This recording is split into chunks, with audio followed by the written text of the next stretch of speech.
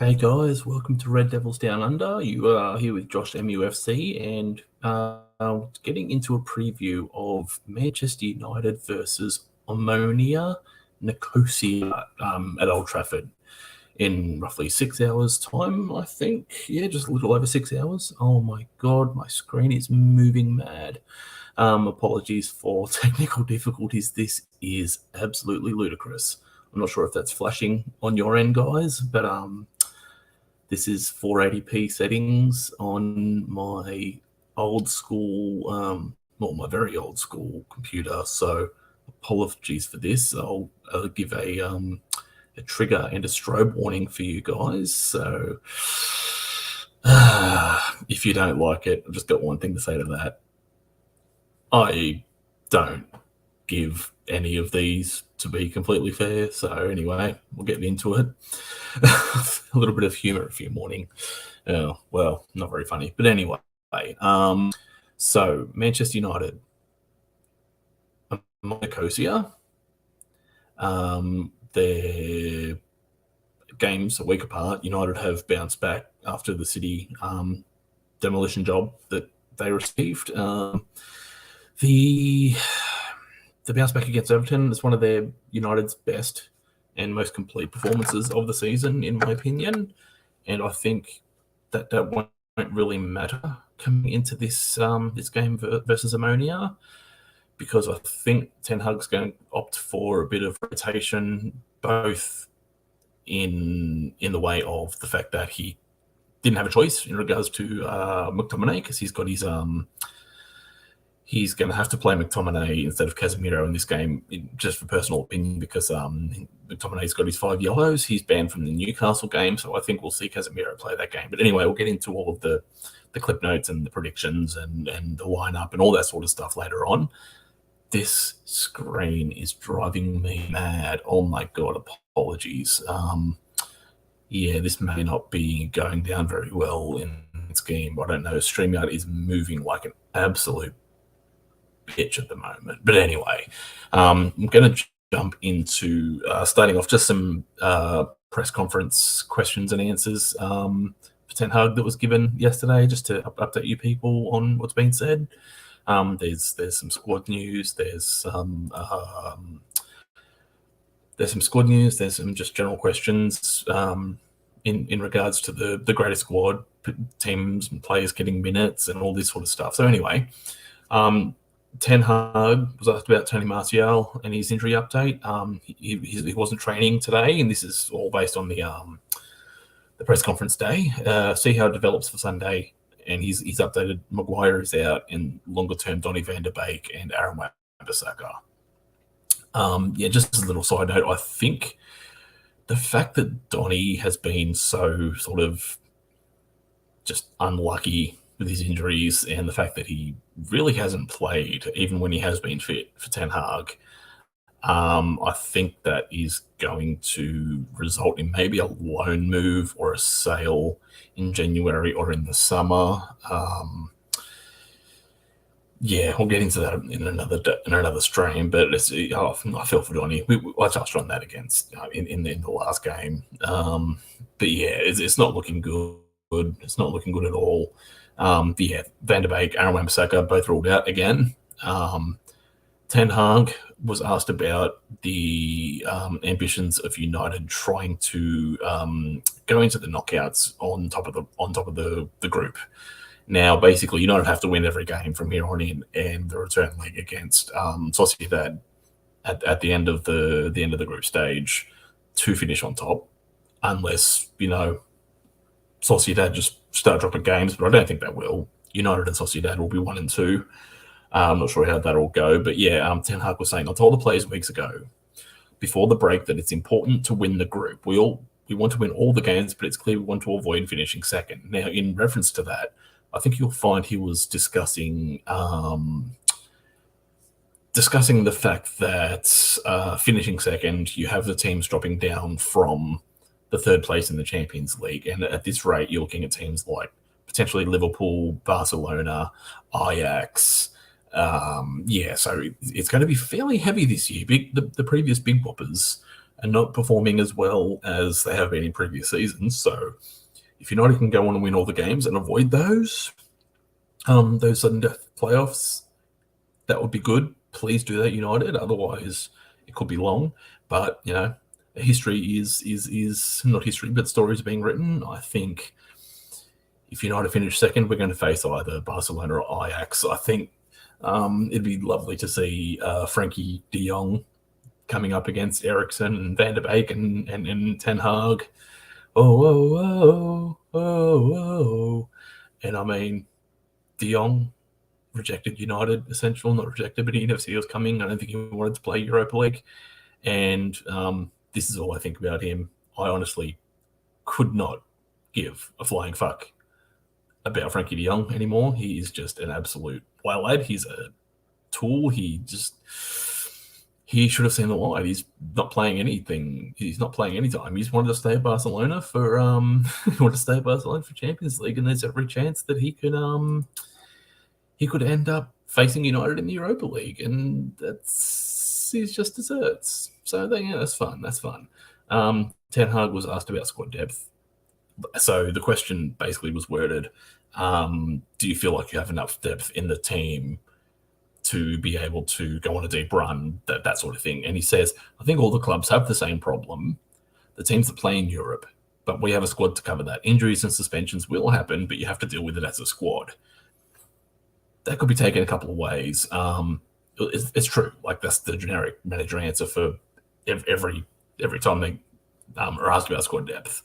But I mean, he rotated in the first game against Sociedad, and it didn't work. They lost 1-0 at Old Trafford, and it just proved to him, especially after the first two games of the season, that he can't fully trust the extended squad at the moment until they're a little bit more up to speed, or if at all. Yeah, that's very correct. Lindelof was asked a question because he was in the Lindelof was in the press conference with Erik ten Hag, and basically was just asked about how is it now that how is the squad feeling after more acquisitions. There's more fighting for spots, more competition for places, and he responded by saying, "I got a tough start to the season with injury, wasn't able to be involved. It's important for the team to have good players in the squad. We have a lot of games, and it's important to have players to compete. For me, it's not a problem." So Lindelof, a very diplomatic answer, and I think he's right. Like that's what every squad and every team should aim. That should be their ambition, to have squad depth. The fact that the fact that he seems happy to be that essentially third choice or second choice centre back after the pairing, and I mean, so far he's filled in fairly well. He's done decent. He's now played 2 games back to back with Martinez, and I feel that he's definitely the better option, especially versus Harry Maguire, to be the next one. Ten Hag was asked about rotation. The question was worded, are you going to rotate this game, or are you going to go all out for the victory? And he answered bluntly, all out for the victory. The first game is the most important. It's Europe. It's tough. We want to be number 1 in the group. So that, to me, that indicates he's not going to do wholesale changes. Maybe one or two players play, 45 minutes or 30 minutes. That'll get better against start for Newcastle. I'll get on to my predicted 11 and scores a bit later once I've gone through this. Lindelof was also asked on how the mood is of the squad. And he says, I think the feeling in the group is good. We have good players and good people. So we have good energy. You always need good team spirit, and we have that at the moment. And that's a pivotal thing, I think, that's been introduced by Ten Hag since coming in. And especially when it comes to the competition, because players can know at any time that if one player drops a stinker, that they could be the next one called up, depending on how they're performing in training and their attitude and all that sort of stuff. And that is, like I said last match, that's the bread and butter of any team, that what they should be aiming for, what they should be striving for, is that continuity, that knowing that even if you can do a whole bunch, you can do like 5 or 6 games where you do an 8 and 9 out of 10 performance, but as soon as you drop a 5 out of 10 and you make a stupid decision and cost a goal or whatever, that you could be out and someone else is nipping at your heels, that's always exceptionally important. Ten Hag was asked about Christian Eriksen and how frequently he's been playing. Now, I think that was the way it was worded is basically just saying, given everything that's happened since, like, what happened in the Euros and all that sort of stuff, do you think he's playing too much, etc.? And he said, look, all the players, we have to manage their game time. That's what I do all the time. That's why we have it good with double positioning, with depth. So if we have to rotate, we can replace players. That's another very diplomatic response, I feel, from Ten Hag. I feel like he's just on the party line. He's doing the usual, telling the players that the players know what he's all about already, and they know that they're going to have the opportunities. But when it comes to Eriksen, he was a little bit more vague about it. But I think he's going to be playing Eriksen a lot more than I guess a lot of us feel comfortable. Lindelof was asked about playing with Martinez, and basically he just says it's been good. He's a fantastic player. He's very good with the ball. I've played 2 games with him now, and we did a good game versus Everton. He also made a comment, the fact that he feels like he performed better with Martinez against Everton, which, I agree. They actually played really well. And if it wasn't for that Casemiro mistake, to be fair, I think United would have done the 2-1, possibly even get another goal using that momentum. But that worldie from Iwobi, like, applause. That was a wonderful strike. And I mean, I was cheering for him, even though I shouldn't. It's a United game. But yeah. I feel that a run of 2 or 3 games with Lindelof and Martinez is actually a good thing, regardless of the Varane situation, because it's sort of been forced upon him. But I think that for them to have a few games together to actually know each other's play style, the weaknesses, the strengths, and how they can complement each other. So if it turns into 3 games, if it turns into 4 games and Varane is still out, then, it's good, because no matter which way you rotate, Martinez, Varane, I think that's the best combination it has been so far, or Martinez and Lindelof, you don't lose a lot if they're a stable and well-functioning centre-back pairing. And that's very, very important. I'd also like to see maybe Lindelof and Varane do a couple of games every now and again in sort of like a dead rubber here or there, like maybe the end of the group stage. So at least those 3 on their own can be comfortable and confident with each other. And that can only hold in good stead for future games, when the rotation needs to happen a little bit more, when we start getting into the EFL Cups and the FA Cups, and where it goes from like 2 games a week to 3 games a week and all this sort of stuff. I feel like that's going to be very important for that constant rotation. Ten Hag was asked about the Ronaldo situation from last season when he hit the phone out of the child's hand at the Everton game. He was misquoted here. Well, we will talk about that, and he will not accept it. I think he's accepting the charge, but he's not accepting the punishment. I think that's what came out. So we'll keep an eye on that and see how that eventuates. He's also asked about Rashford. Rashford, he's going to be training today. Pretty blunt. Ten Hag was asked about Martial. Basically, he performed well in pre-season. I think it was Luckhurst or Simon Stone or something asked the question. He's basically just said, Eric, with a strange year. So he asked him, basically, he's obviously your guy.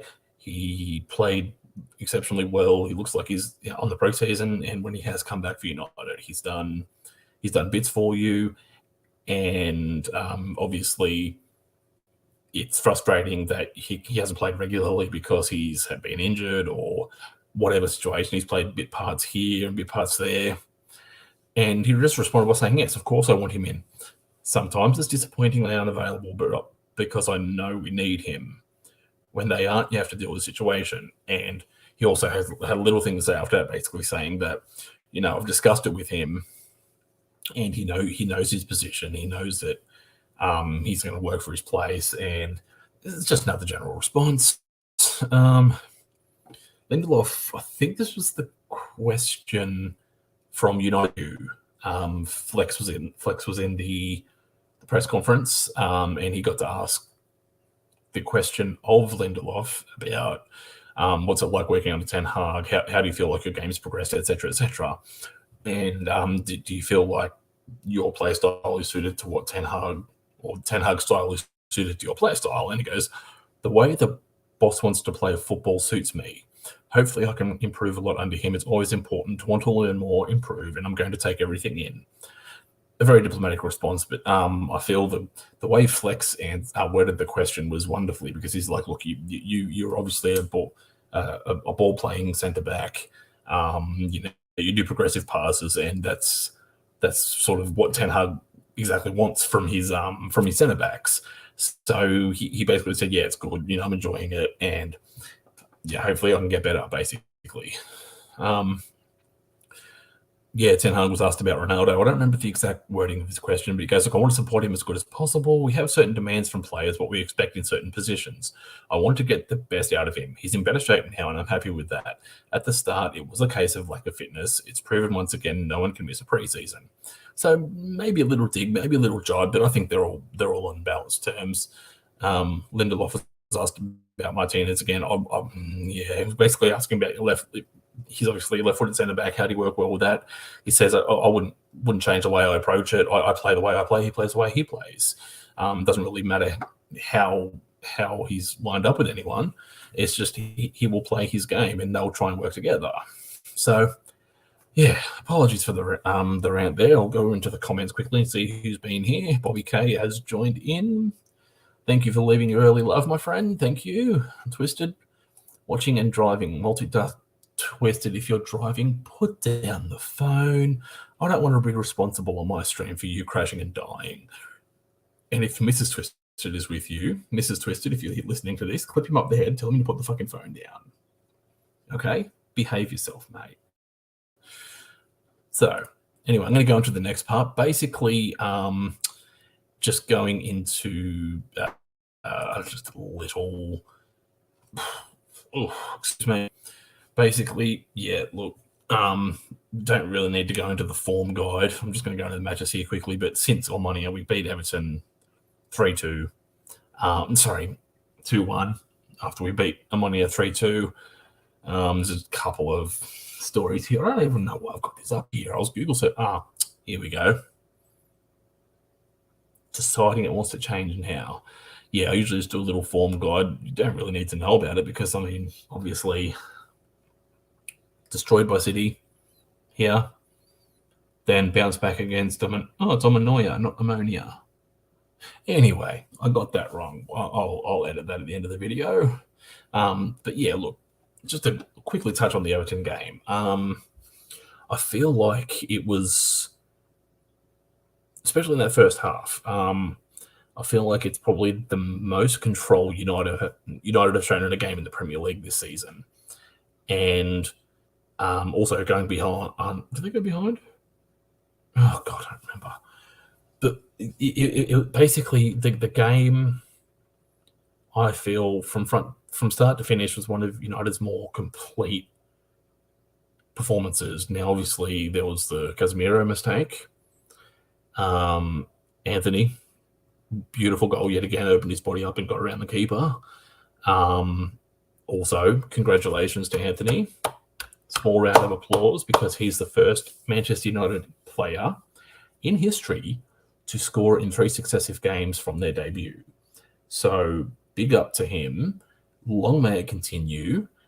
And for those of you who see me on, well, what is formerly Talk Football, now the Offside Trap, one Patrick, who's known as True City Fan, has his own agenda. He said, look, Anthony's not going to score any more than 3 goals in the Premier League this season.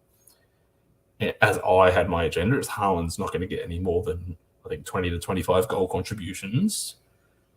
And I've given up that agenda because he's going to smash it. I know he is. The rate he's scoring at right now is just ridiculous. And Patrick, True City Fan, is his handle, and he also has Football and Chills podcast. So go over there, smash a like, go look at his content. If you don't want to hear City stuff, go over to Football and Chills with a Z podcast. They talk about just everything football, and it's quality content. Big up to him. But yeah, I'd like to know what he's saying now that Anthony has put his 3 on the board. Hopefully for the Newcastle game this weekend, he can bang his 4th, and we can both be in the mud for terrible agendas. So yeah, I'll move away from the form guide here now. Just going into the injury list, most of it was covered in Ten Hag's presser. When this wants to load, bear with me. I apologize, guys. I'm on the old. I feel like I'm on dial-up. I feel like I'm on 2 tin cans on a wire. So anyway, usual ones here changed, but Harry Maguire, thigh injury, potential return date of 21st of the 10th. Now, this is Premier League based. So he's saying he's ruled out for the next game, which would be Newcastle, obviously. McTominay is suspended after the 5 yellow cards. That doesn't impact in Europe because it's separate card situations. Anthony Martial, lower back injury. On the 12th, was saying he's not training. We'll see how it develops for Sunday. So he's definitely not going to be involved. I think he's definitely not going to be involved for the Omonia game. He's going to be rested, I think. Even I think I might have put him on the bench on my lineup. I might have to change that. But we'll get there. Donnie Vanderbeg, he had a muscle injury, and it usually takes a couple of weeks. He's back on the training grass. He's outside doing individual work. I covered that last match. Don't really need to go into it again. Brandon Williams, there's no idea what the injury actually is.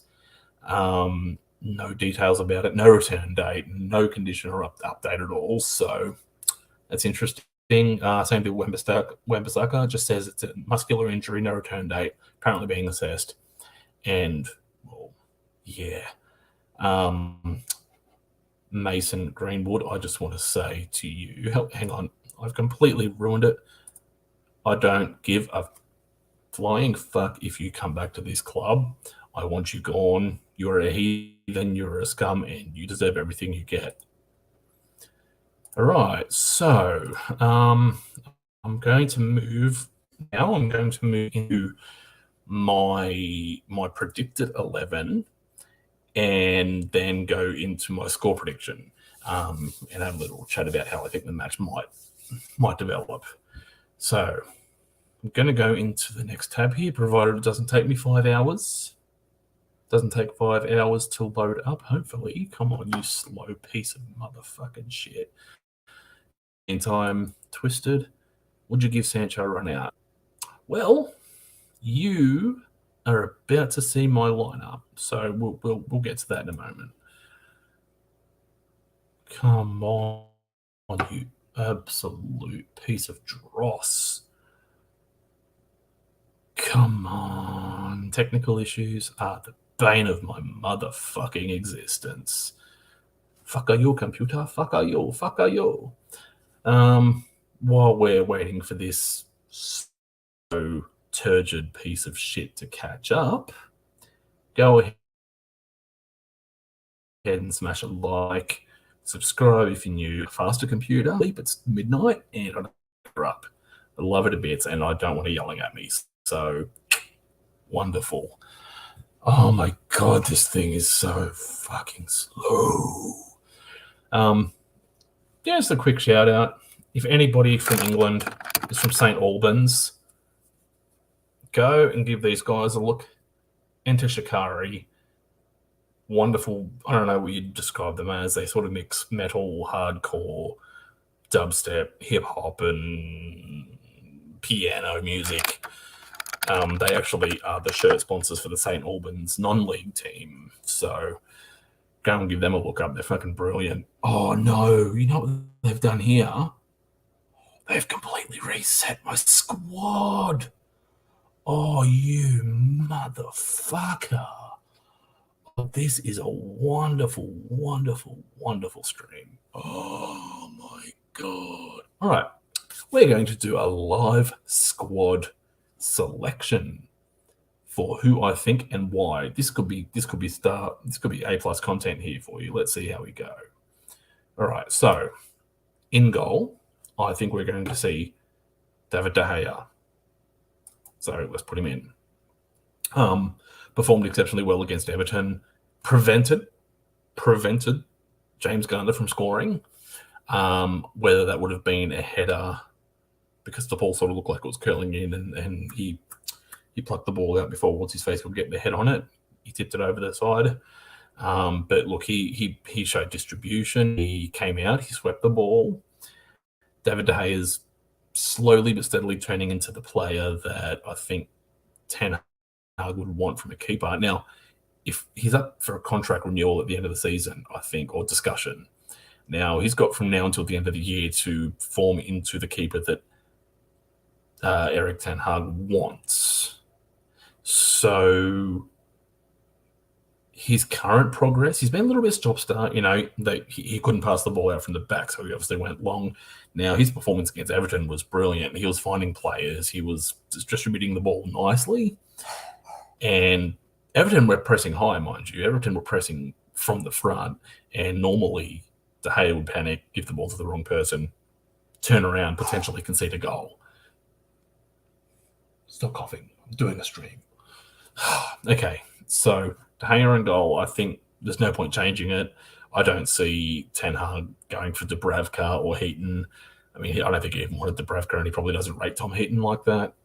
Now, at left back, hang on, I'm going to go to the lineup here. This is going to be long. I think at left back, we are going to see... Oh, come on, where is he? I think at left back, Luke Shaw will play again. He put in a good performance. He hasn't got a lot of minutes under his belt, so I feel like maybe a 45-minute appearance or a 60 minutes. Luke Shaw performed exceptionally well, linked up with Rashford well on that left wing, that left side of the left flank. So, I don't see any reason why he shouldn't start again. He didn't perform poorly at all, and going from Ten Hag's what Ten Hag's shown so far, he won't be dropped. Now I think Martinez will be the other centre back. Again, he didn't perform poorly, and I mean a couple of little touchy moments against Everton, but he's proven himself to be exceptional since coming in. So I'm very happy about that. We've got a comment here from Twisted. What are we saying here, mate? It's unfair to expect the keeper to improve the older he gets. Well, okay, I understand that, but I mean, a lot of players get caught behind if they don't adapt. And I feel like in this situation for De Gea, it's adapt or leave a free agent at the end of the season. Now, if he can actually improve his overall play to suit Ten Hag's style, then I don't see anything wrong with that. And really, he's 30? I think De Gea's 30 or turning 31. He's not really old in keeper years. Like, Buffon went till he was, 40? Manuel Neuer is in his mid to late 30s now. Maybe he's 42, I don't know. Even as far back as Mark Schwarzer, that brilliant Aussie keeper. He played until he was 39 when he, I think it was at Chelsea when he retired. So, it's I think age for keepers is completely different. I mean, what United bought, was it Van der Sar at the age of 35? And he gave wonderful time. Could be wrong. So anyway, I'll move into the fair answer. Yeah, no, it's all right. But your question was a decent one. Like, your statement was reasonable. I mean, some players just aren't going to improve, and they get left behind. So, it's fair all round, really. Okay, I'm going to move into the other centre back, who I think is going to partner Martinez. I think it's a little bit too soon for Varane to come on again. I think he might maybe come in as a sub. I'll get to the bench soon, but Martinez, and where is he? Oh, if only we could have two Martinezes. I think Victor Lindelof will play in. I probably even have the lineups wrong there, but I think Martinez and Lindelof. He hasn't really been completely run ragged yet. So I'm assuming he still has some energy about him. Another game to build something with Martinez. So, all the more for it. Now, during the press conference, which wasn't in the readings I just did, but during the press conference, Ten Hag was asked about the right back situation. It's like, are you going to rest Dalot? Are you concerned about the depth? Do you have players that, do you want other players to come in and play as backup, or who can play there? And he turned to his right, and Lindelof was there, and he goes, "Well, Lindy can play there." They also mentioned that Malacia can play there, and he kind of hinted that Wan-Bissaka is also a person. He didn't say it was an option, but he's a person. But in that regard, I think he's actually going to bring Malacia in again to give Dalot a rest for the Newcastle game, because I feel like he needs to be fresh. Dalot is still fairly young. I think he's only, 22? So he's still got a lot of progression to go, and you don't want to burn him out. Same deal with Eriksen, same deal with, I guess, Bruno, even, like, all these important players. This core that he's got, that he's doing so well, is it's interesting, I think, because I don't think he saw early on, I don't think he can trust a lot of the second team. Where at the start of the year, I was looking at that second team, like the second 11 that I thought would be, McFred and all this other thing. And I was like, what a second team! This could easily go into a deep run before the first team of the big boppers can make an imprint. So yeah, I'd put Malacia at right back. Can Malacia play at right back? He can. Even Erik ten Hag said that he's an option that can play at right back. So, yeah, he definitely can. I think he played a handful of times there in the Eredivisie too, but he's primarily a left back. So, but usually fullbacks can be interchangeable for the most part. So, yeah, it's a good one. Yeah, so that's one of those. All right, so I'm going to move into midfield here. Now, this one was really tough for me. I gave it a fair bit of thought, and I think, at the very least, we're going to see McTominay as a DM.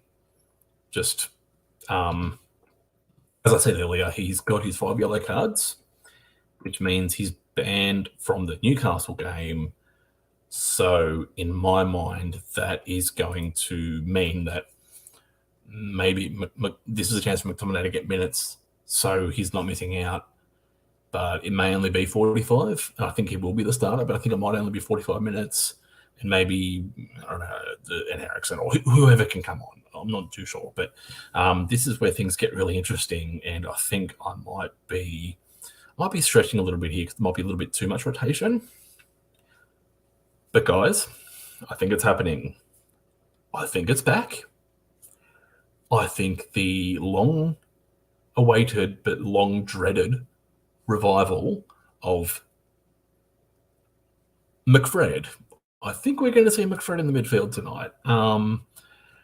Just, again, even if it's just a 45-minute cameo, and then Casemiro comes on in the second half, or 60 minutes, Casemiro gets 30 minutes to prep him for Newcastle to get that sort of extra minutes, extra used to being in that team. I'm not too sure yet.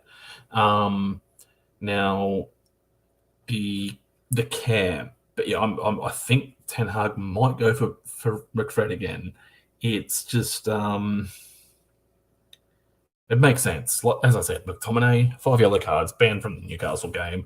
Fred hasn't got minutes. McTominay needs to keep getting minutes in case someone drops a stink up, because you don't want to come in rusty. So, oh no, yes, I am concerned. Part of me wants it to happen to see how they go together in the second string team. It's a bit of a 50-50 because I wouldn't say that Fred has done anything to warrant a call-up, but at the same time, Newcastle's going to be a tough game. They are going...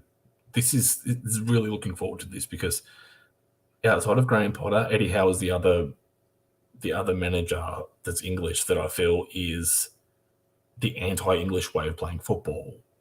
So it's going to be a very difficult game. Newcastle are playing very well. They're only right behind. They're right behind us in the ladder. So this is it's going to be interesting. And I think Ten Hag needs to be very careful. He needs to manage this in game really well. I think he needs to start with a slightly weaker team, hope that they can fend it off, and not have to rely on big boppers on the bench, which I'll get to. But in the 10, I think he's going to start with Bruno again. I think he's going to give Eriksen a well-deserved rest, at least for a portion of the game, because I think there's going to be heavy rotation, maybe 45 and then 55-minute subs. So half-time, you might see a couple of people come on midfield, defenders, whatever. All right, I'm going to move into the attacking three, the front three. Now, I've got this as a 4-2-3-1, only because it's sort of, for me, it just, I know how I can line it up and explain how things are going to work. So, do these guys move? Yes, they do. Magnifique. On the left wing, I think, and Twisted, you alluded to this earlier, I think Jaden Sancho is going to get some minutes here on the left wing because he's basically he is in the second string with his form at the moment. He hasn't, the last couple of games he did play, he was okay. He went missing against City, and all the more reason for him to have been dropped against Everton. So, that is being what it is. So the Sancho, this is going to be a good game for United to potentially get some informed minutes. Get some minutes into the legs of the players that are a little bit out of form to allow them some more game time, to allow them to play a little bit more, so they can just keep that match environment stuff into their bodies. So when things get a little bit more hectic in the next couple of weeks, we can at least see more cameos from them. So that's going to be good. On the right hand side, I think he's going to stick with Anthony again. This guy has scored 3 on the bounce in the Premier League, which Anthony. There we go. Yes. Scored 3 on the bounce. He's getting better and better every game. He's getting more and more confident every game, and he's actually starting to, I think, show what he was like in the Eredivisie as he gains confidence. Because I can understand coming to Man United and playing against Arsenal, just playing against anyone in the Premier League really is going to be very daunting for you. And I think that's going to be one of the reasons why he was a little bit more, a little bit slower into it. But I think, again, a game like this against Omonia, I think they're not going to play very well. I think they're going to be a little bit short coming to Old Trafford. So this might be a really good opportunity to even give him that little bit more confidence. And as I said, the rest of the team, give them more minutes, get them a little bit more into form. It'll only benefit in the long run.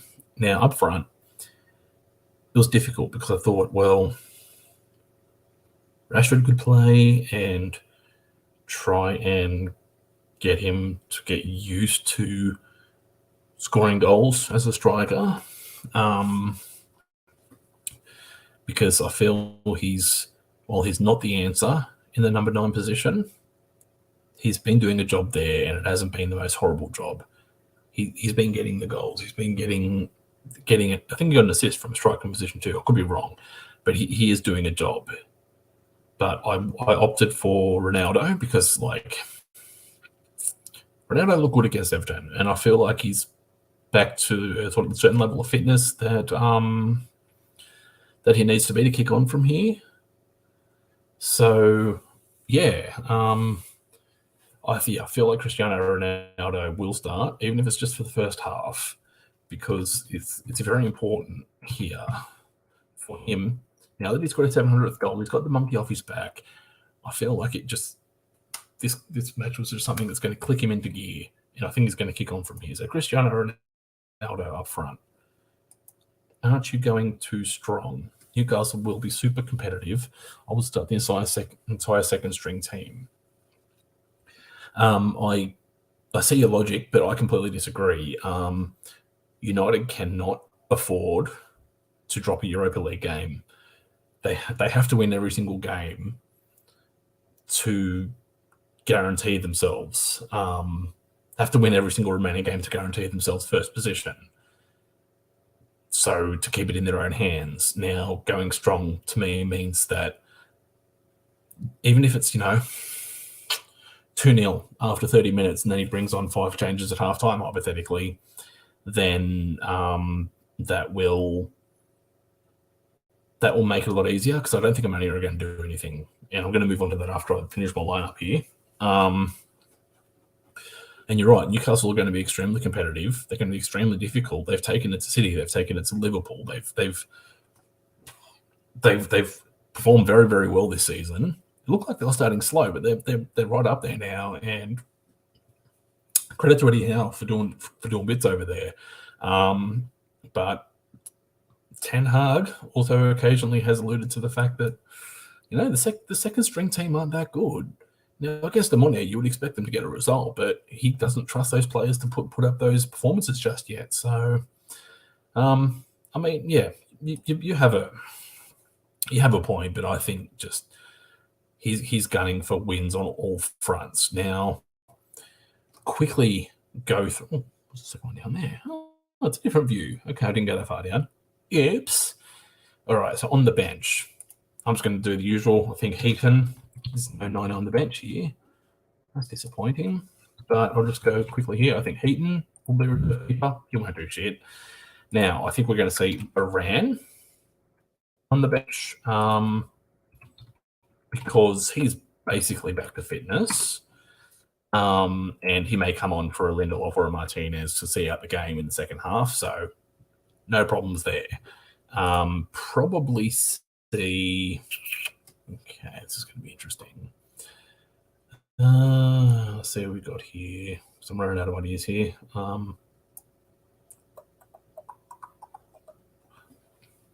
Probably Diogo Dalot on the bench. He'll probably get some minutes at the back end of the game just to keep him fresh, depending on how things go. I think Casemiro will be on the bench. I think he's going to be rested, or at least partially rested for the game against Newcastle, because I think he's going to be the first choice there. He may start. It wouldn't surprise me if Ten Hag sticks with him to keep him getting up to scratch, but I think there's enough rotation there to keep the key players fresh. And also twisted on your, am I going too strong? It's McFred. They're not strong. United know this. You know this. The entire Premier League knows this. Every man and his blind, deaf, dumb, mute dog know this. Okay, so I think Rashford will also be on the bench because I think he's just going to have a strong bench just in case things get a little bit tetchy. I don't think that'll be the case, but it's just how he's going to roll, I think. I also think Eriksen will be on there. Probably Eriksen. I feel like him and Bruno might do 45 minutes each, like they did in the last Europa League game. So, and I feel like him playing half a game at this point, 45 minutes at this point, is going to do wonders for him, because going into a midfield, again, as that box-to-box, deep-lying playmaker, whatever, and playing 90 minutes and running his ass off is just going to be ridiculous. I don't think he should be put through that. The last person I think, well, it's going to be two more after this you can put on, but they haven't given me the full 9. I think Alenga is going to be also on the bench. I don't know about the other two. Maybe Wan-Bissaka in the second keeper. He does weird things like that occasionally. So that's how I think United will line up. Now, you're probably going to see United be very comfortable in this game. Probably a slow start, because if he goes with the McFred midfield, it might take them a little while just to get up to speed, get used to things again. And as a partnership, they're pretty dead. Fred does a job. He chases players down. He distributes the ball, but he's also prone to a mistake. He's like a Honey, I Shrunk the Kids version of Casemiro, but nowhere near as classy. So, yeah. And I just feel like in this lineup, there's going to be enough rotation where the players who haven't had minutes, so your Lindelof, your Shaw, your Fred and McTominay, mainly Fred and Shaw, Lindelof, Sancho, Ronaldo, they have played a little bit recently, but there is enough freshness in there to keep the game and there is enough freshness in the team to allow the other players to rest and not actually have to commit a full 90 minutes. And there's also enough players on the bench that he can sub on to keep that rotation going and give everyone a decent amount of minutes. Now, Omonia, I'm annoyed.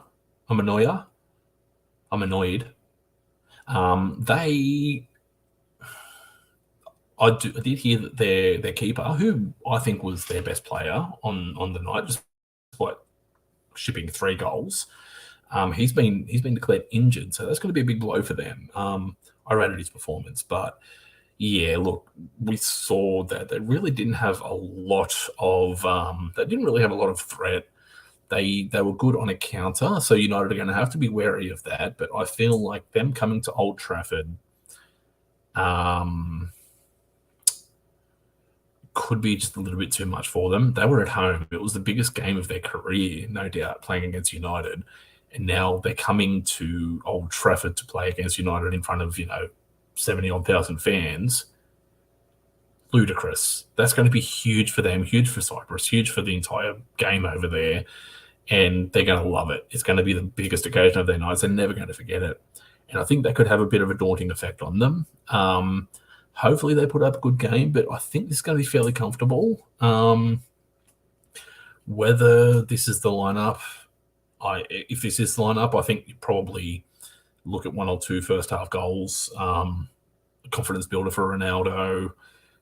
De Gea will probably just sit back and have a tea party because I don't think they're going to get too threatened. I think Omonia will just come over, sit back in a low block, try and get a counter because they were fairly potent at times, but the occasion will get the better of them, I think. Just say, coming to the end of the game, I think the team will finish like this. Nope, they're not going to do it. Okay. Well, I think the team will finish with Shaw, Martinez, Varane, Dalot, Eriksen and Fred. Casemiro and Fred. Eriksen, Rashford, Anthony, and Ronaldo. I think we'll see Ronaldo get 90 minutes. I don't think this is going to be a game that he's going to need to be running around all the time. United will, they'll work on their passing patterns and their triangles and their just all of the on-field movements and things like that. I think this is just going to be a training run for them. We've got a twisted comment here. McFred under Ten Hag may actually surprise you. Well, possibly. I mean, look, McTominay, yeah, he dropped a stinker against I think it was against City, Everton. City. He dropped a stinker against City and got dropped. So and obviously Casemiro came in, but just because he had one bad game doesn't mean he's out of form. I think McTominay, this will be a good game for him to get that little bit of confidence back. Fred, I think he'll be keen to show, Fred has always been keen to show that he's willing to get back into the team. He'll be highly energetic. He will put in a decent performance, maybe a little bit rusty because he hasn't played heaps. But yeah, I think it'll be solid enough to do the job. I don't think they'll lose control of the midfield. Fred's fairly quick across the grass. McTominay's a physical presence, so that'll counteract any kind of midfield control that Omonia will try and exert, which will be minimal. So yeah, that's quite interesting. And yeah, so I think given the fact that all of that has been said, I'm going to go. I think United are going to have a comfortable 4 or 5-1. I think there will be one conceded goal, maybe from a De Gea error or a McTominay or Fred brain snap back pass or something. Just something stupid that just maybe first half while they're still getting in the rhythm of the game. It won't be anything overly exciting, overly surprising. This could just be a game that finally clicks a few of these players into gear to go on to bigger things, or if Ten Hag goes for a mainly unchanged lineup. Either way, I still think it's going to be between 3 and 5 goals for United for probably one of their biggest wins of the year. So maybe have a little bit of a battle at the start of each half or the end of the second half, because United haven't played in 90 minutes. And if he goes for a rotated team, that's going to be hard to do again. So, yeah. Twisted, what do you got here? What's your prediction? 3-0, never get out of first gear. Yeah, I think that's a reasonable thing. Maybe with an slightly understrength squad, maybe even a 2-0, 3-0, as you said. Yeah, but I still think United will probably concede a goal in this game. Just a stupid thing. So, yeah, that's my very long and extended preview. Wow. Okay. Look, guys, apologies for all technical issues. They do appear to have resolved themselves by the end of this stream. There's no more flickering going on. So, yeah, you left. Oh, and as I say that, it happens again. Motherfucker. Well, that is just peachy. Absolutely peachy. All right, guys, that's been me. I'm JoshMUFC. This has been Red Devils Down Under. On the way out or on the playback, don't forget, drop a like, share, subscribe if you're new. Leave a comment in the playback or anything. I'll try and get to your comments. I'm always checking my analytics. If there's a comment, I'll drop you a comment. I'll reply to you. Leave your predictions in the playback. Yeah. I'm so tired. It's freaking, what is it? It's 12:30 in the morning. I've just come off a 14-hour work day, including travel. I'm just absolutely wrecked, but, it gets me pussy, so I'm pretty happy about that. Head on over to the Offside Trap. We're currently on a break at the moment. Anthony's on holidays, and I'm still figuring out how to use the freaking new interface over there, so I'm struggling with that one, but content's always coming here, guys, so the Offside Trap, me, Anthony, Jesse, all of the guys, we're all over there. Videos coming back again, I think, next week. So, yeah, if you like what you see, go join them. Smash your love on here. Twisted, thanks for joining me, my friend. Everyone that's watched, thank you for supporting and loving the channel and all that stuff. On the road to 28 subscribers. We're only one away, guys. Come on, let's do this. All right, peace out, guys. Have a good night.